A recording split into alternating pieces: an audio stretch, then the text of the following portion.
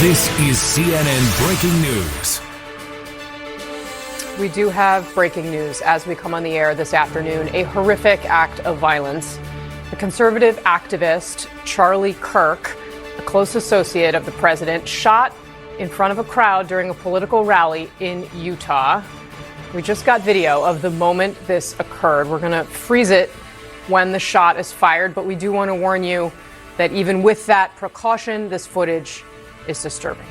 We're going to continue to try and report out the very latest on his condition. To talk a little bit more about this, I want to go now to Phil Lyman. He is a former Utah State representative. And Phil, I understand you were actually backstage with Charlie Kirk before this event. Can you tell us what you witnessed both before and after this took place? Yeah. I met his entourage when they came up, and I shook Charlie's hand, said hello, and we talked for a second, and lots of college students were there to get their pictures with him, and so they did that, and then I went up to wait as he came up to the stage. He was throwing out hats, and I was kind of, there was a handicapped person there that wanted a hat, and so I was like trying to get Charlie's attention, and he saw me and he came right over and handed this guy a hat, and it was really very kind. I'm just sitting there watching. I think, wow, he's taller than I thought he was, and he's so energetic, and he's so happy, and he's throwing these hats out, and the crowd is just going nuts, and it was a huge college crowd. When he started talking, I thought, I'm going to go up top and see if I can get some better pictures of the crowd, and just on my iPhone. So I went clear up to the top, as high as I could go towards the back, and I was standing there. I was about to walk into the building when I heard this loud bang, and I turned around to see what like something had tipped over or something. It was very loud. I thought that was loud, and I'm looking around, and then started hearing the screaming and the people fleeing down in the concourse, and so I started looking around, and then a couple of minutes went by, and people were saying, yeah, he was shot. So I'm looking for a shooter, trying to see who was this, and are they going to shoot again? And I honestly think it might have been coming from the building I think it might come from on top of the building, based on where I heard the sound come from, because it's like, that was right here.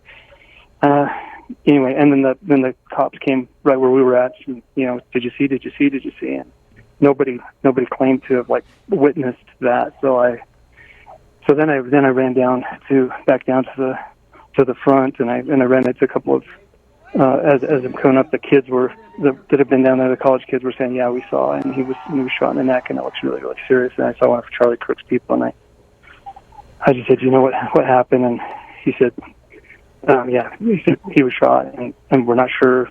We wouldn't give me any reports about Charlie, but said that they thought that they had apprehended the shooter, and I was about 10 minutes in. But I didn't see the shooter. I was there.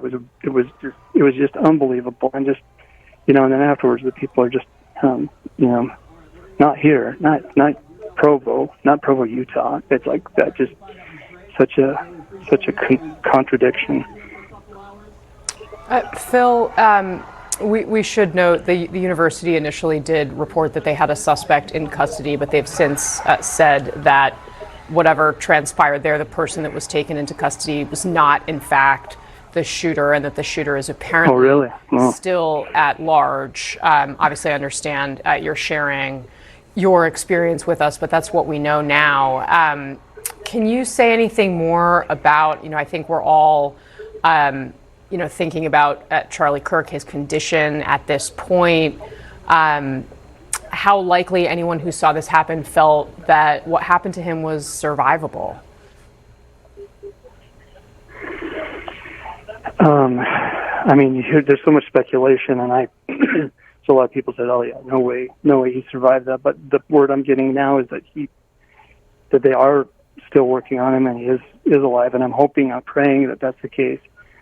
I also, I've got a lot of family that lives right next to the university, and I'm just kind of hanging out at their house, and one of my relatives called and said, hey, just so you know, my son-in-law is on the police force, and he said they're looking for another suspect, so lock your doors. And So the neighborhood is locked down, and we saw National Guard, several blocks away, moving en masse up a hill. So it would confirm that what you're saying, that they're still doing something. But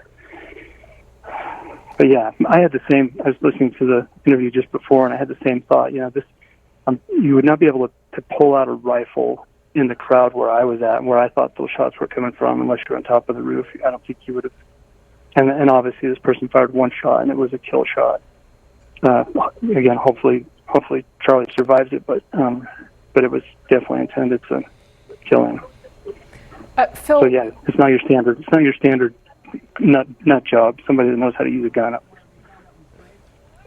Phil, you said that your community couldn't believe that it would happen in Orem, Utah, of course, Provo, Utah, well-known town, and now you're saying that there is this lockdown. Can you say a little bit more about the community, about how Charlie Kirk would have been welcomed potentially by the broader community?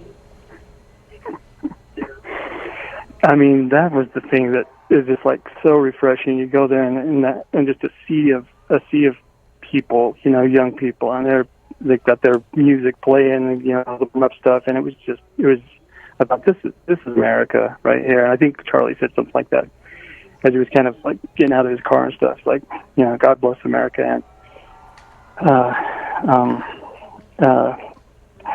so yeah, the crowd was electric.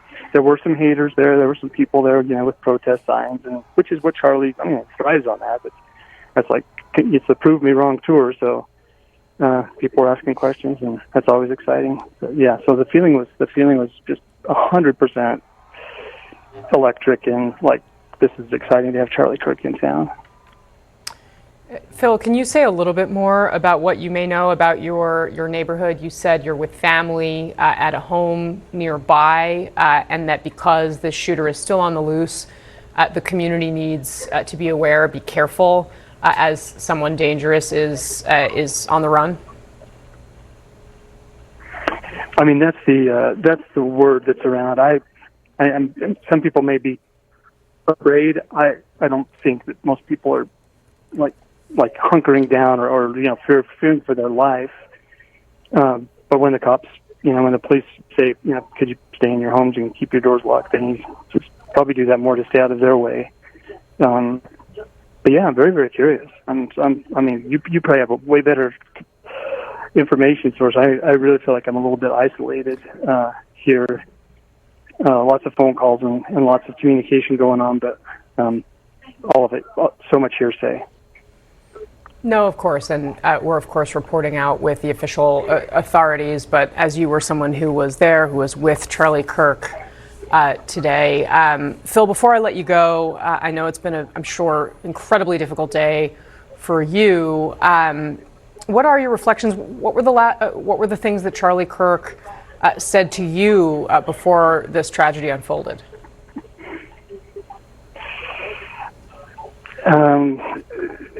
So again, talking to Charlie for the the 15 seconds that we talked, he remembered having met me before, and I told him who I was, and he's like, "Oh, of course," and he said, "Glad to have you here in Utah," and he just said, "Yeah, it's a great day. It's great day to be in Utah," and again, then all the kids are. That's where his attention was. It's not on old guys like me. He was there to really pump up the college kids, and he was doing that. It's fun to watch him. Yeah, like I say, he's taller and better looking than every time I see him. It's like, he's really tall, and yeah, very, very friendly, very nice. All right, Phil Lyman, a former Utah state representative, who of course was with Charlie Kirk today. I want to thank you very much for taking some time with us. I really appreciate it.